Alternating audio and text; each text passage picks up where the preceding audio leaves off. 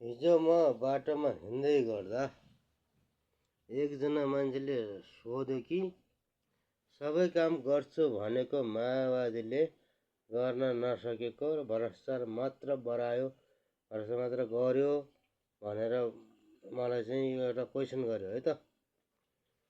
यो विषयमा मैले एउटा कुरा के बोलेँ भने, आदरणीय जनसमुदायहरू, माओवादीले नगरेको सबै कुरा गर्यो। भ्रष्टाचार त त्यो व्यक्तिले गरेको थियो, हिजोको चाहिँ नि जो राजासँग आत्मसमर्पण गरेर सायद तिनी दलहरू को पर्छन् तपाईँहरूले प्रष्ट चिन्नुहुन्छ। 10 वर्ष जनताले ल्याएको आमूल परिवर्तन मध्येमा भ्रष्टाचारका फाइलहरू खुलेका हुन्।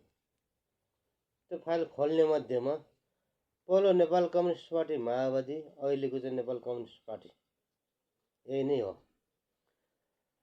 जनसमुदायलाई म एउटा कुरा के बोल्न चाहन्छु भने, तपाईँहरूले प्रष्ट कुरा के बुझ्नुहोस् भने, तपाईँको भ्रष्टाचार चाहिँ सायद माओवादीले गरेको छैन, गरेका 2-4 जना चाहिँ जेलमा हालेकै छ। गरेका 2-4 जनालाई कारबाहीको प्रक्रियामा अगाडि बढाएको र अब धरौटीमा छुट्याउन त्यो आफ्नो ठाउँमा रह्यो।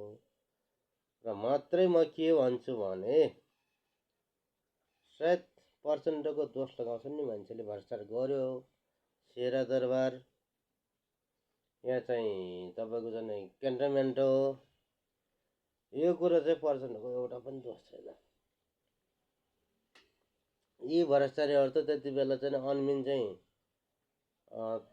चाहिँ तपाईँको चाहिँ एउटा ऊ बसेको थियो, के अरे अब साँचीको रुममा बसेर राज्यले पैसा दिन्छ, लडाको लिएर खान्थे। कुरा यति मात्रै हो कि बिएन सचिवदेखि माथिसम्म तपाईँहरूले छानबिन गर्नुपर्छ। हिजो रोल्पामा ढिँडो खान नपर्ने मान्छे अहिले काठमाडौँमा घर बनाएछन्, त्यो कुरो त हामीलाई पनि छ। रोल्पामा राम्रोसँग नुहाउन नसक्ने मान्छेले काठमाडौँमा महल बनाएर एटेच बाथरुम बनाएर नुहाउने बनाएछन्। सायद तिनी वास्तविक लडाकु पनि होइनन्। पछिल्लो पिरियडमा सेना उत्पादन नहुने क्रममा कार्यकर्ताबाट गएका भोसडीहरू पनि हुन्। तिनी भोसडीहरूले गर्दाखेरि वास्तविक घाइते हामी ओजेलमा परेका पनि छौँ।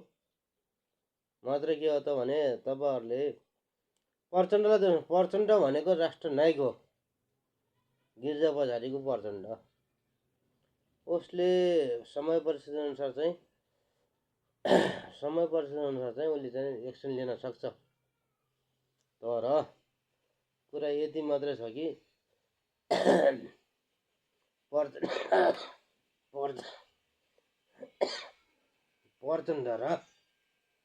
प्रचण्डको पार्टीलाई दोष दिने चाहिँ ठाउँ छैन। यदि आम नेपाली आमूल परिवर्तनको जनताले बुझ्नुहुन्छ भने, म एउटा साह्रै अपाङ्ग पनि हो। हिजो तपाईँहरूको मुक्तिको निम्ति लड्दै चाहिँ अपाङ्ग भएको मान्छे पनि हो। आम बुझ्नुहुन्छ भने तपाईँहरूले तारा चिन्हमा भोट हालेर बहुमतको कुरा, के अरे बहुमत चाहिँ जिताउनु हुन म नेपालमा छरिएका हाम्रो 3 करोड जनसमुदायलाई हार्दिक अनुरोध गरेँ। किनकि तपाईँहरूको चाहिँ सुशासनको कुरा, समावेशीको कुरा, लोकतन्त्र गणतन्त्रको कुरा माओवादीको 10 वर्ष जनयुद्धले मात्रै ल्याएको हो। त्यो जनयुद्धभित्र पनि अब कम्युनिस्ट पार्टी तारा त आयो। यति सोच्नु होला कि माओवादीले आफ्नो माओवादी नामै मेट्यो। माओवादीले नाम मेटेको होइन, माओवादीले एजेन्डा मेटेको होइन। माओवादीले मात्रै त के मेटेको भने, एउटा चाहिँ बहुमत ल्याएर संविधान कार्यान्वयन गर्नको निम्ति चुनाव चिन्ह मात्रै बदलेको हो। चुनाव चिन्हमा चाहिँ बदल्नेमा तपाईँहरू आपत्ति नगर्नु होला। हिजोको हँसिया हतौडामा के अरे मतदान गर्ने मेरो जनसमुदायहरूले आज त तारा चिन्हमा भोटिङ गरेर हजुरहरूले बहुमत साथ नेपाल कम्युनिस्ट पार्टीलाई बहुमत दिन आवश्यक छ र अनिवार्यता छ। यदि तपाईँहरूले यो गर्न सक्नु भएन भने तपाईँको संविधान 10 वर्ष जनयुद्धको उपलब्धि, सङ्घीय लोकतन्त्र, गणतन्त्र र धर्मनिरपेक्षता समावेशीको कुरा, मौलिक अधिकारको कुरा काङ्ग्रेस एमाले खानेछन् र राष्ट्रिय स्वतन्त्र पार्टीको त कुरै नगरौँ, लक्ष्य उद्देश्य केही पनि छैन। यो विषयमा फेरि अर्को भिडियो बनाउँला, अर्को दिन चाहिँ हेरौँला। तपाईँहरूले बुझ्नै पर्ने कुरा के हो भने तपाईँहरूको मौलिक अधिकारको निम्ति लडेको नेकपा माओवादी पार्टी, यति मात्र सम्झिनुहोस् कि माओवादी बिना देश छैन भन्ने कुरा सुन्नु। हिजोको माओवादी, अहिलेको नेपाल कम्युनिस्ट पार्टी बिना देश छैन भन्ने सम्झिनुहोस्।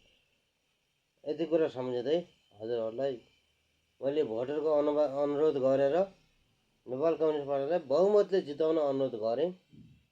धन्यवाद।